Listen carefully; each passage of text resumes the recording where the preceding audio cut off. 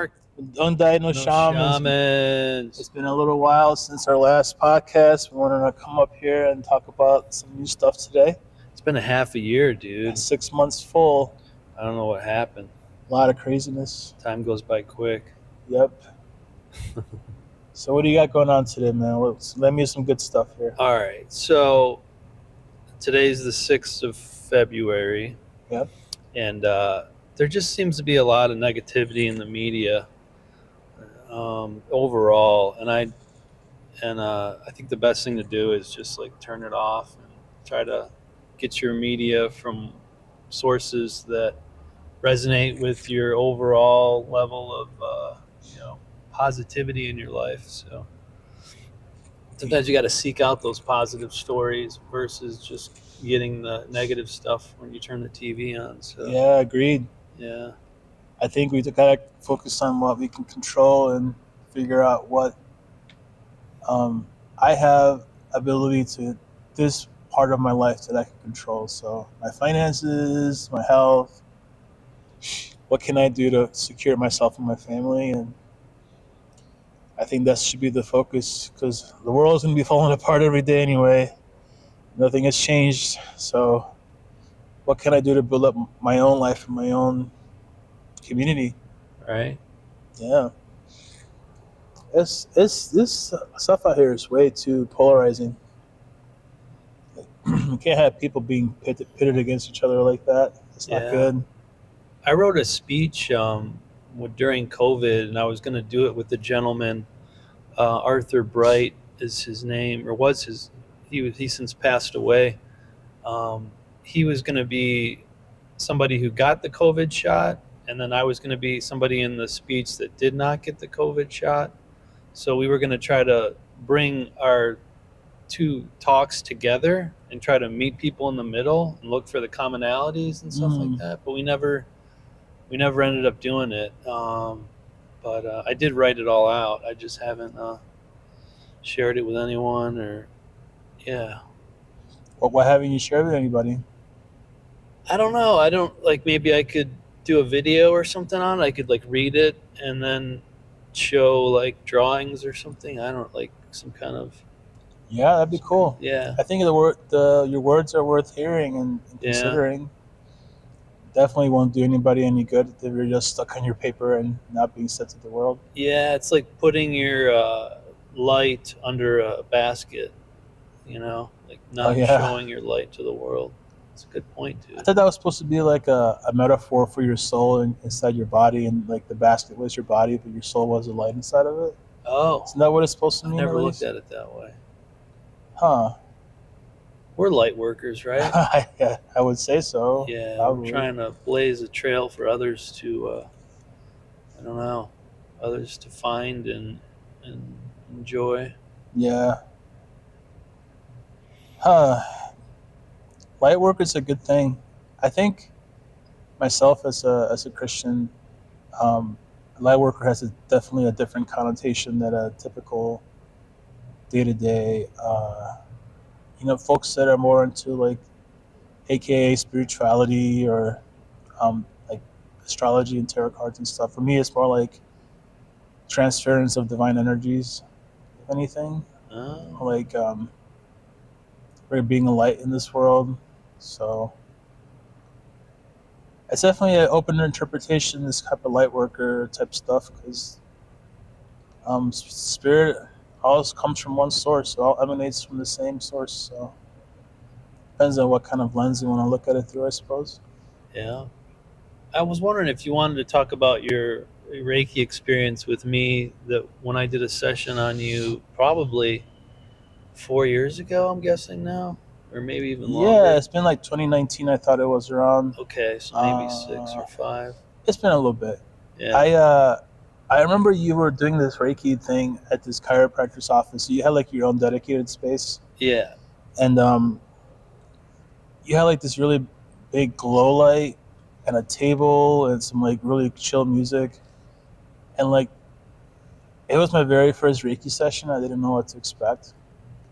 But then you put your hands on top of my head and did your Reiki thing.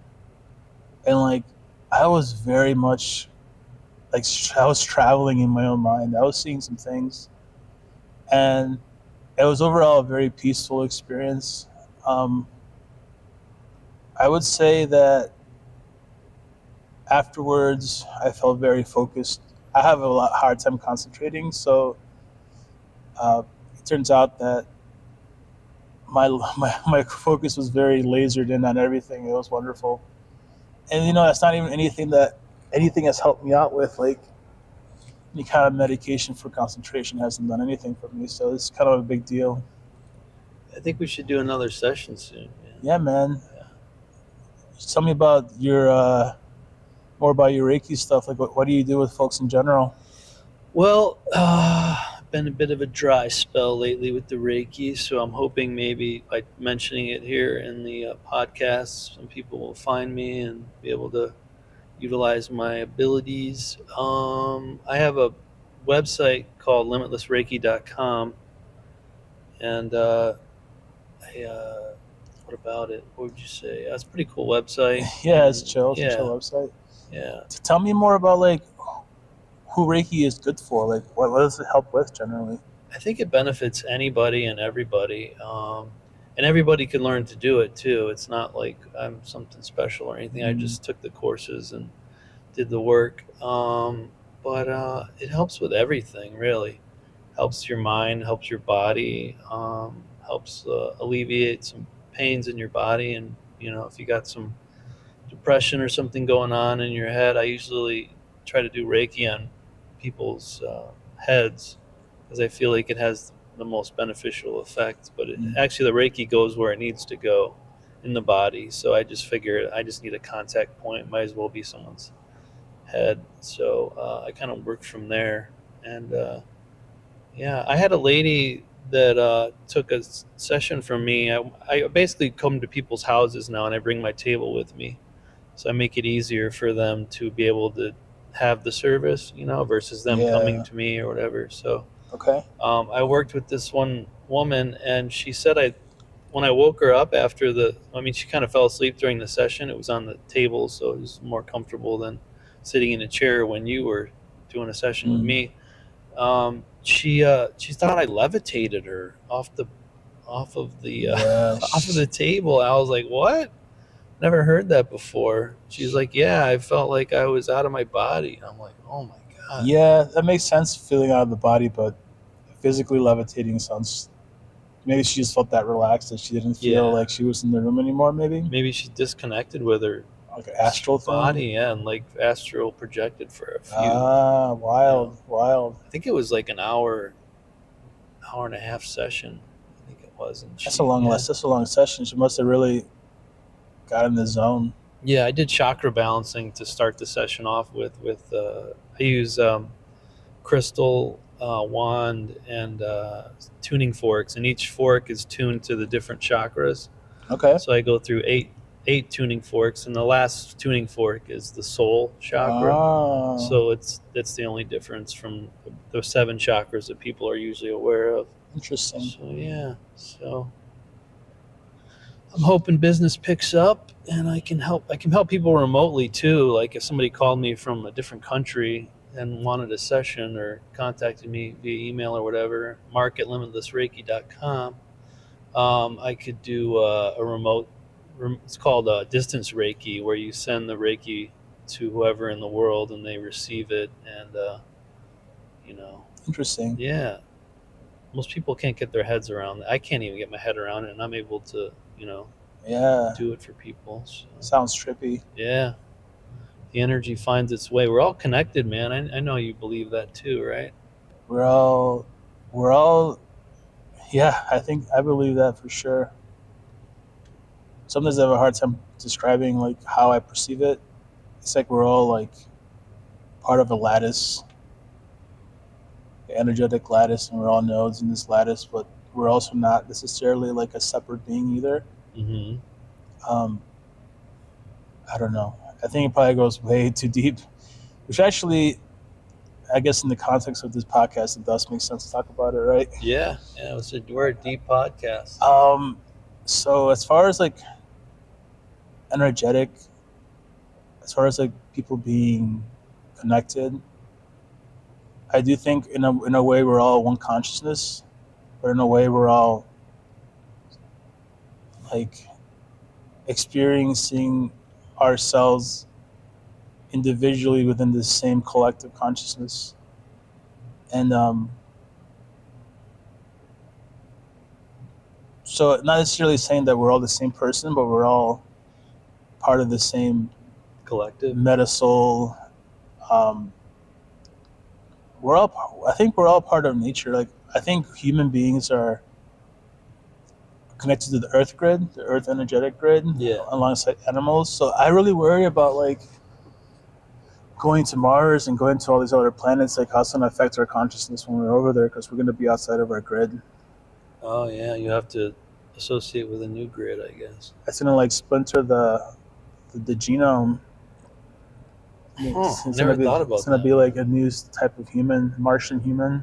Is there ever like a video or a movie when they go to space that just everything goes right? It's always like this foreboding horror thriller movie where there's this alien species that gets into the spaceship and Uh, ruins everybody, and they all end up like yeah, murdering each other or something because they yeah. become this entity. It's just like, why are they all negative? This, I don't think they're all negative. I think it depends on if it's an American-made movie versus like. Well, I take that back. I think it's mostly what you watch because a lot of like big box office films are like that. But some of them, like if you look at like something like Star Wars, I would say it has a happy ending at the end. You know. yeah, yeah, But if you something like a space through to like a, I don't know, like Space Odyssey or something, that just, yeah. or like Alien versus Predator. It's just, I guess it Yeah, really that's depends dark. on where you're focusing on. But the whole thing with like alien life and what their religious life could look like and their spirituality is kind of a big, fascinating topic for me too. Hmm. Like if aliens came down and were like, "What's up, homies?" and we're like talking about um, what their experience is like with spirited energy and things like that, I think we might kind of be freaked out a bit. I think it would be so alien, for lack of a better term, no pun intended, Yeah. for humans that um, it might actually shock us quite a bit. I think. Okay. That's interesting. Um, what other topics you guys want to cover? Angel numbers, real quick. Yeah, let's All hear about right. your angel So, numbers, man. sacred scribes is where I get my angel numbers from because they're hard to find a good source for them, and that's a good source for them. Sacred scribes, Is that the angel Blogspot one? numbers. Yeah, the Okay. blogspot.com. So today was an angel number that I got was 2525, and I looked it up, and they're always spot on. They're always spot on. They're never like this is not right. Or so if you notice numbers on your day-to-day activities, look them up. They might be an angel number, they might not be, but if it resonates with you, I highly encourage people to look up those numbers on the internet and see what you can find out. It's like having like a your own personal astrologist, kind of like that. Like Hmm. they're all kind of like very, you get into the nooks and crannies of what's going on in your life, kind of thing. But sometimes they're vague and sometimes they're not vague. But I think they're always spot on whenever you look one up and you notice one. You been seeing any ones lately? Just the usual one, the 332. 332. But I think angel numbers are for me literally like your guardian angel trying to talk to you, or like your saint or angel or guidance team, like um, the beings assigned to your well-being. Um, but yeah, I don't know. I kind of don't know what that number means. Even if I look it up, it's still kind of nebulous what it means. So you have looked it up? Yeah, something Okay. about like independence and um, just general abundance. So Yeah. it's kind of like a little bit hard to figure out what it means as far as like matching it up to what my experiences are. But Yeah. I would say it's repeating constantly. It's confusing and frustrating at the same time, Yeah. even though it's somewhat hopeful at the same time too. Yeah. Hmm. I really like looking them up and feeling like it guides me through the day, like it helps me make decisions and stuff. Hmm. So That's Okay. good. Yeah. I I've been going through a bit of a rough spell recently, and I have this thing I've been working on where I typically use my music, songwriting, and in general anything that I make creatively as a way of journaling, and it's super helpful for me to be able to kind of spill out my emotions in a way that's wordless. So by Mm-hmm. creating like any kind of music, either instrumental or vocal as well, even if it's just chanting, it's good. Um, and I wrote an ebook about it that I'll put in the comments and the link in the description somewhere. It's free, but I wish I can get that word out to more people that there's other ways to journal other than writing down words. It can even be like pictures, like do a picture book of your life, of something that is meaningful to you. Which I'm assuming is probably like a collage of some sort, but maybe you have pictures of your own life. Maybe Yeah. that's not necessarily like from a catalog or a magazine or something, but um, take on photography just for journaling's sake. Yeah. You ever done a vision board? I haven't. I think those are really powerful, but I've never done it either. But I feel like people that do it get a lot out of it. So like You know? a cork board or like Yeah, a like dry erase. you put up magazine photos of like a car that you want Oh, someday or a wow. house that you would like to live in. Yeah. I think people though associate that with happiness, Hmm. and they just need to be happy in the now and be grateful for what they have versus okay, when I get this sports car or whatever that I want, then I'll be happy. It's like Yeah. we're always chasing that happy with things versus you know things versus stuff that's going on in your life or whatever. So I don't know Yeah. if that makes sense or not. I agree. I think we live too much in the future and the past and forget that we're here right now. Though I will say when it comes to like depression and other mental health, like it kind of colors your world in a dark lens. Even though, in as much as you want to be happy with what you have, you just your ability to perceive the world is compromised. So, a big part of me wanting to help people in general is just to see that there's a way out of that darkness. You Yeah. know, it is not hopeless. That people have done it, and you're just another person that's in line to get it done yourself. And there is Mm-hmm. hope. And but a lot of times when I hear people say stuff like "there is hope," it comes off kind of corny. Yeah. Like it totally disassociates the suffering that comes from behind trying to get out of that darkness, and it kind of makes it like almost like cartoony in a way. Um, I think part of mental health and depression and other mental health symptoms, like it's very much so suffering well and finding meaning in that suffering that helps you out in a way. Like, why am I feeling this way? Like, is there anything that I know that I need to change to not feel this way anymore? And knowing that changes don't happen right away, it takes forever to get to a place where like life is okay, and if that means medication, then so be it. If it doesn't Yeah. mean medication, then so be it. Like, what would work for you? Like, what makes you feel whole? And I think a lot of folks are nowadays have like this strict, kind of like narrow path to wellness, Yeah. where I think it's really an individual path. Like, I think folks with tasked and kind of blessed and cursed with this journey are very unique individuals, and our journeys are even more unique than our own uniqueness. So there's your quote for the day, Mark. Wow. That's pretty good, man.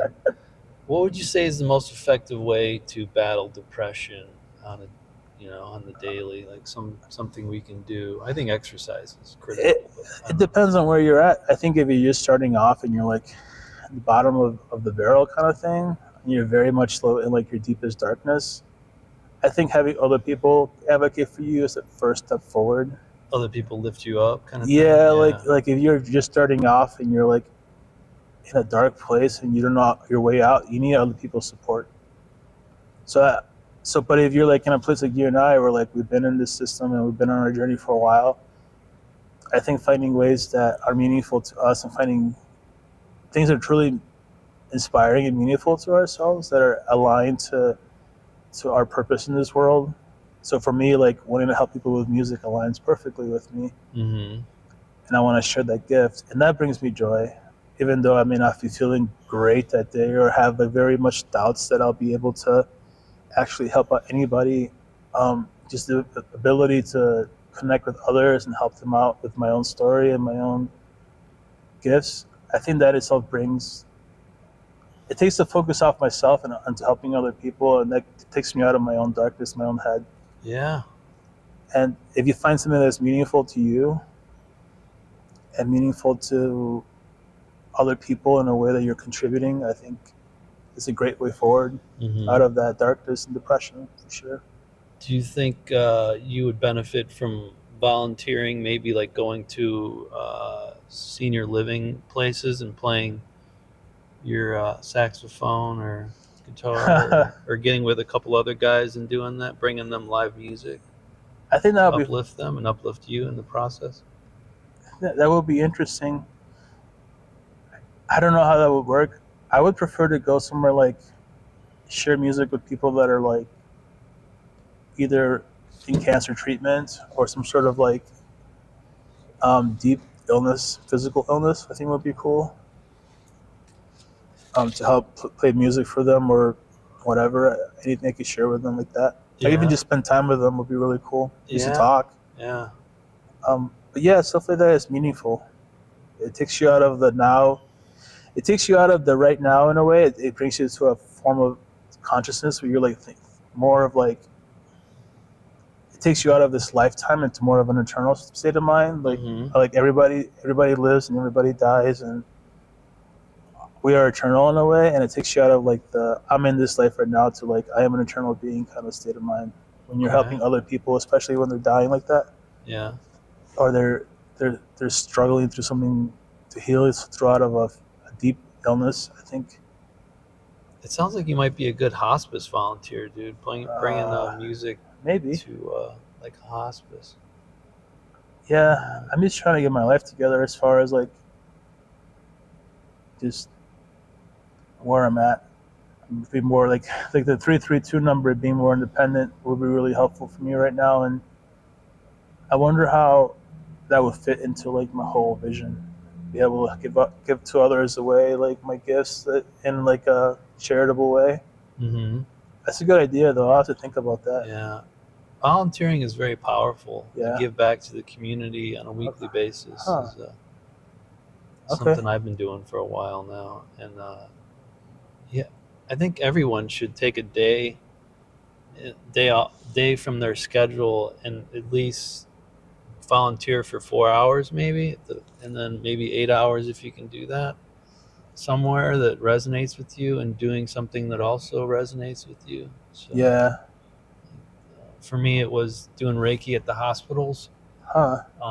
I did that for about a year, and then I kind of like didn't want to do it anymore. But hopefully that'll change in the future. I'll find another place to share what I know how to do, the Reiki stuff. So Okay.